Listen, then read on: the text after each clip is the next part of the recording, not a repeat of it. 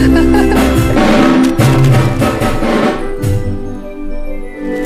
back. This is Easy Friday. The hashtag is Easy Friday. Remember, you can interact with us on Twitter, Facebook, and all the platforms at Shiksha Aurora. Right now, we are going to be having a very interesting discussion.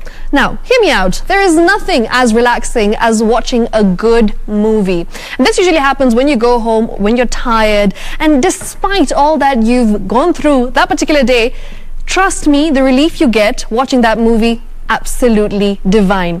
Now, of course, there is something that I want to talk to you about, and of course, I feel this conversation needs to be had every single time we talk about the film industry. We need to talk about if Kenya is doing enough. In recent times, in fact, we've seen a growing appetite for African films. 2020 was a big milestone for Kenyan films and filmmakers, as 4 of our movies were bought by streaming giant Netflix. However, despite these wins, Kenyans still believe that there is a lot more that needs to be done. And especially when we compare the Kenyan film industry to the Nigerian film industry, Nollywood, we'll be getting an insight from experts in the film industry.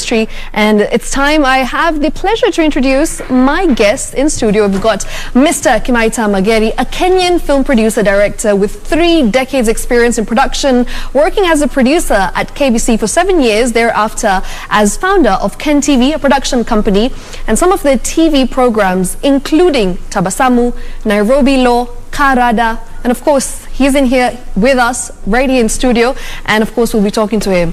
Up next, we've got Mr. Mwaniki Mageria, TV personality, film producer, director. Mwaniki is the Secretary General of Riverwood Ensemble Filmmakers Association after he served as a board member at the Kenya Film Commission. He now sits on the government Creative Economy Task Force and on the Oscar Selection Committee.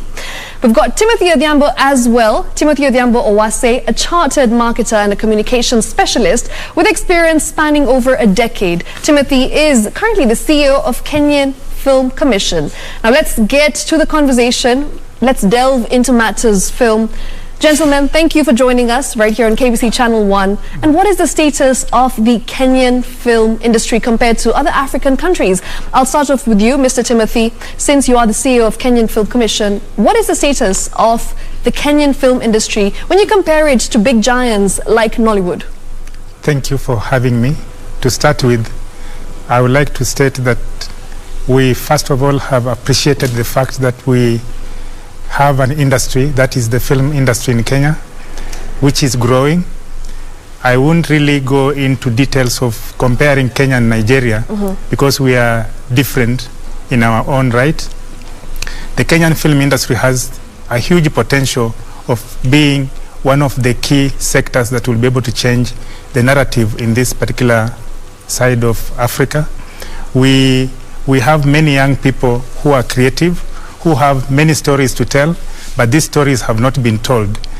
The government is keen to see to it that all these young people are able to tell their stories, and that's why many key agencies have been established to champion the cause of the film industry in Kenya. So the real status of Kenya's film industry is that this sector is actually a growing industry, and it's been identified as one of the key areas for growth for our economy. Absolutely. And you know, you've mentioned a very interesting point, because when you talk about consumption, I feel like that's where we're lacking, because Kenyans prefer to watch other movies rather than our own Kenyan productions. Why is that the case? Why do Kenyans go on Netflix, for instance, and look for a Hollywood movie instead of movies like Sincerely Daisy, Disconnect, The Poacher? You know your movies, Of course I do. I'm a movie buff. I'm quite impressed, Shiksha.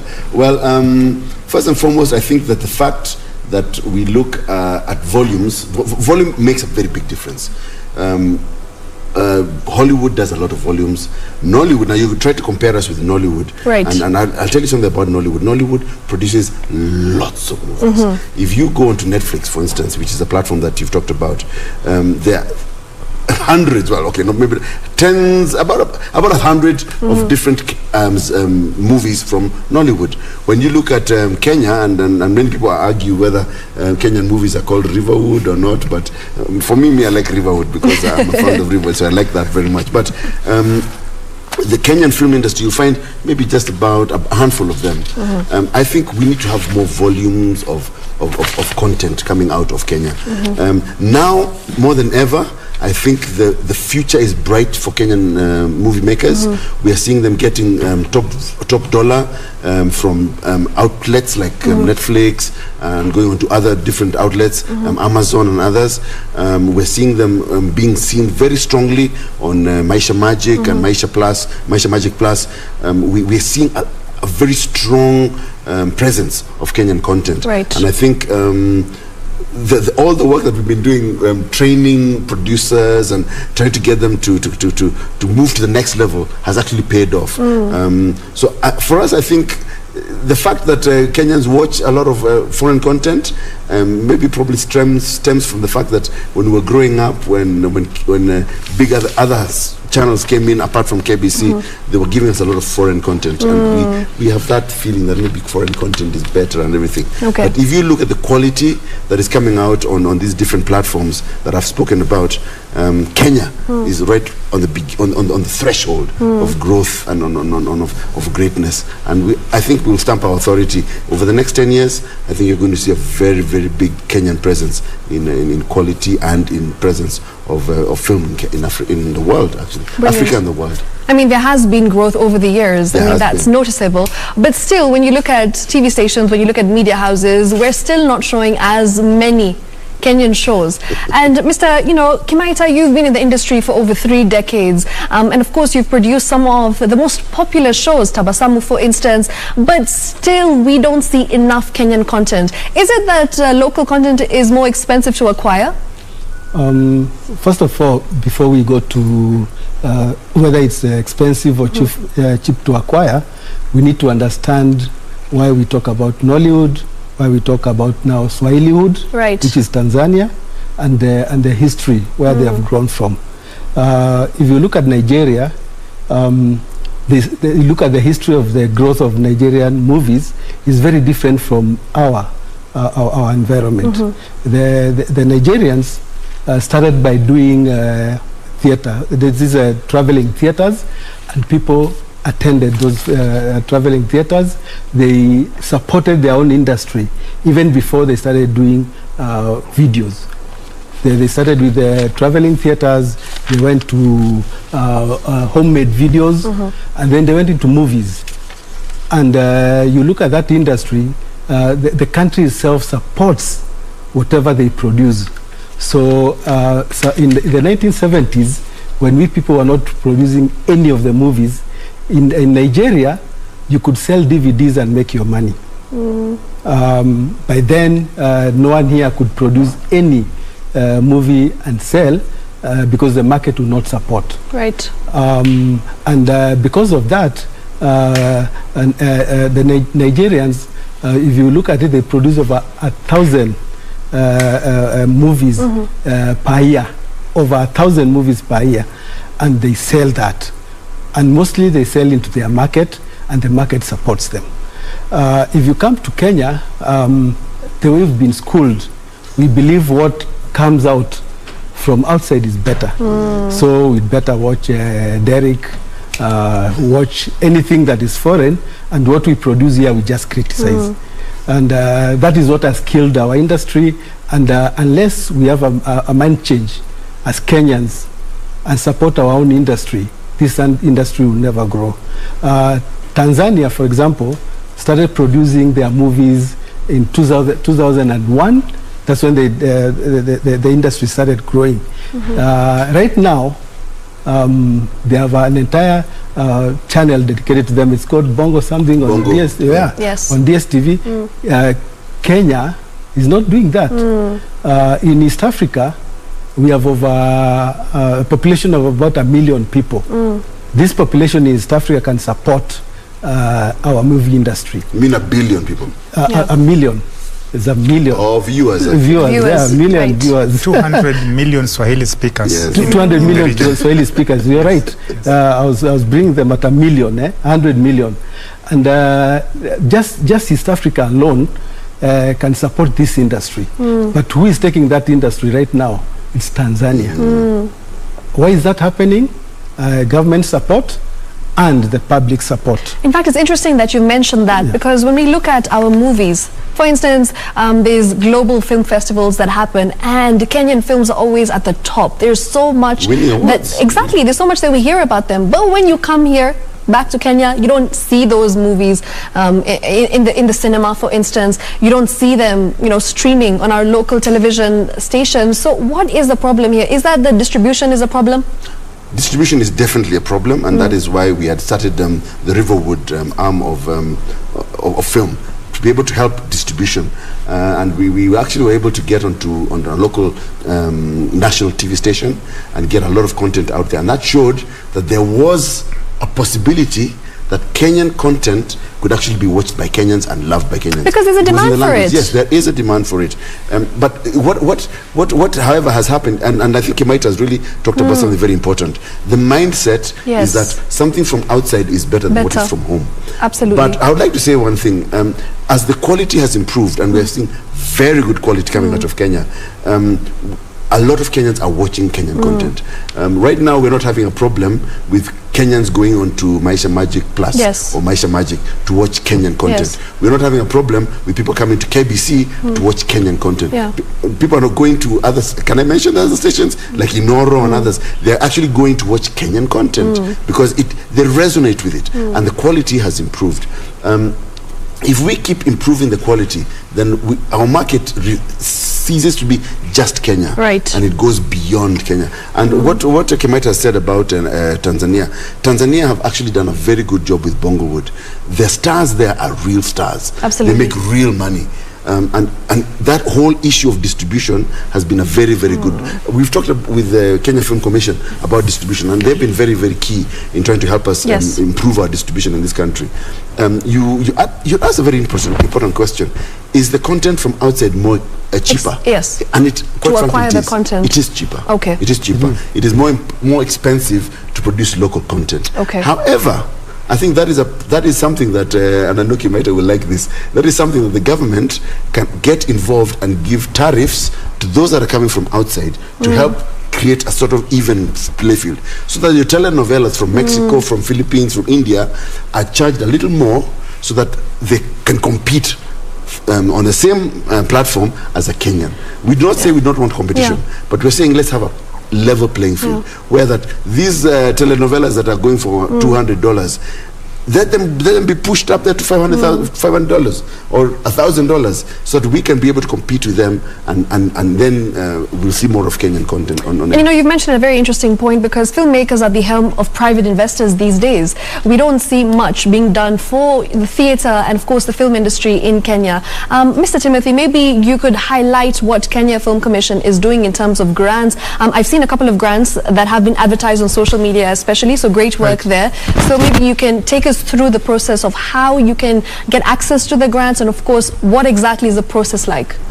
To start with, allow me to say that the film industry in Kenya, just like any other, has the support of government, especially when it comes to capacity, skills development, and also promoting the cycle of production. Right. For the first time, Kenya Film Commission has introduced an empowerment program where we are funding programs. This year, we're actually marking 2 years since we started this program. We have already released about 54 million shillings directly to help producers come up with content that is compellable, content that can be sold and consumed by key audiences, either in Kenya or outside Kenya.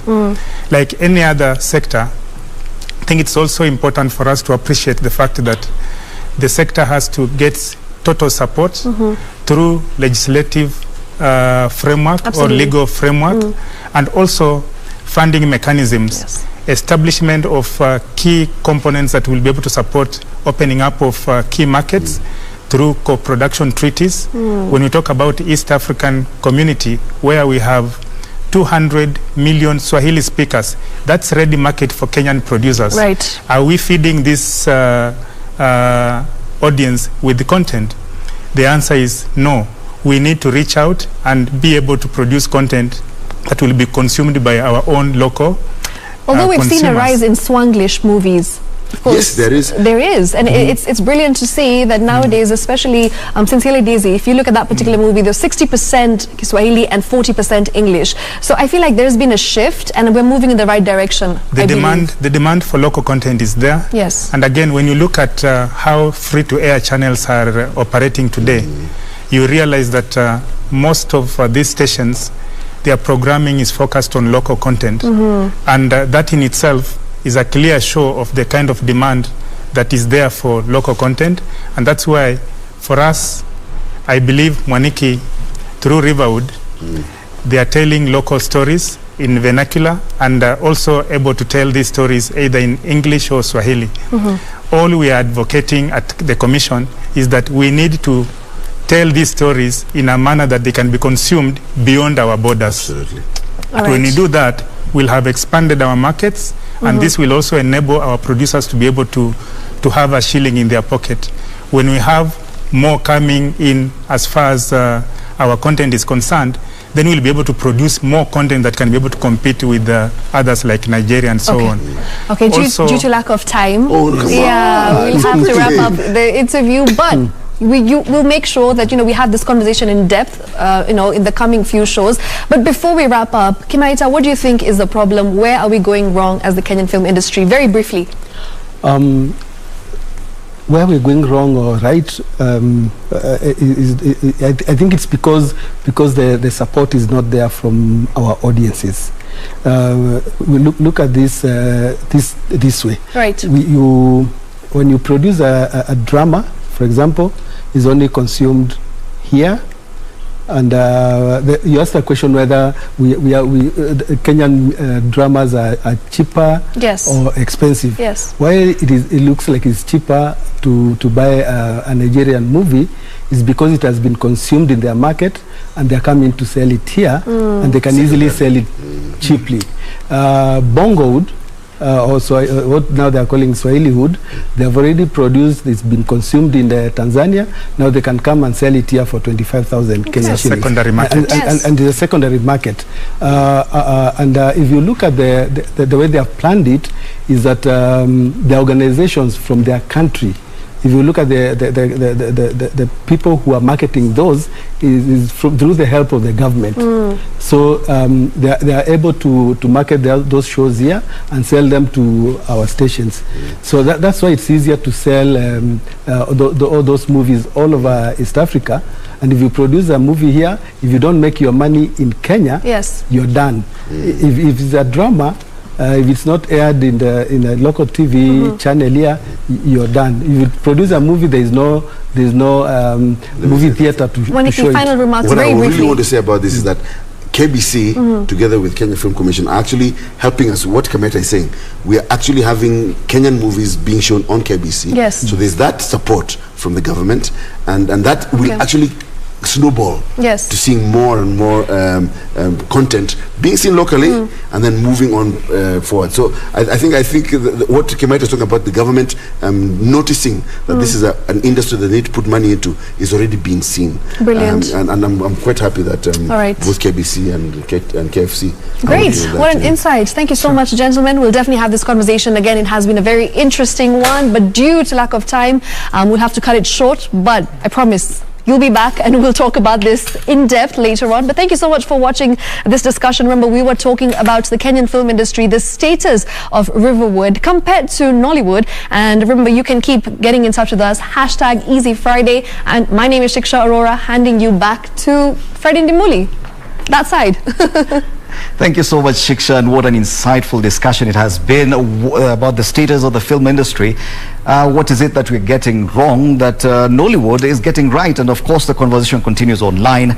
#EasyFriday is a hashtag to use. Remember, all through at Shiksha Arora on Twitter, at Freddy Ndimuli on Twitter as well, at KBC Channel 1. You can use the same names or handles rather on Facebook. Let me sample just one or two comments. At Quich on Twitter, he says, I have to rewatch the movie after this piece. Yes, I think he's talking about the first grader, because we were talking to Oliver Litondo earlier on. One more, and this one is by a producer. He's called Sami Maina, and he says, huwezi compare wale wanaijua wako mbele, especially Nollywood for cinema, watches local stations. He also says he was there 2 months ago, did a very big budget film for Nigerian cinema, and they've revived going to cinema culture, which is boosting their industry, and they're using quite a lot of money. Probably that's where we need to change a few things. Well, thank you so much for watching Easy Friday. This has been our inaugural show. What are the comments? Share your comments and opinions as well.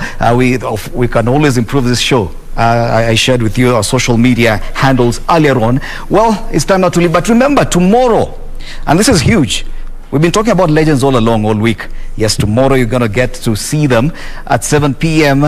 Badi Mohsen and Pauline Shegu, as they do Darubini, bring you the latest news on Darubini at 7 p.m. And later on at 9 p.m, the Queen of News, Catherine Kasavuli herself, do stand by for that. My name is Freddy Ndemule.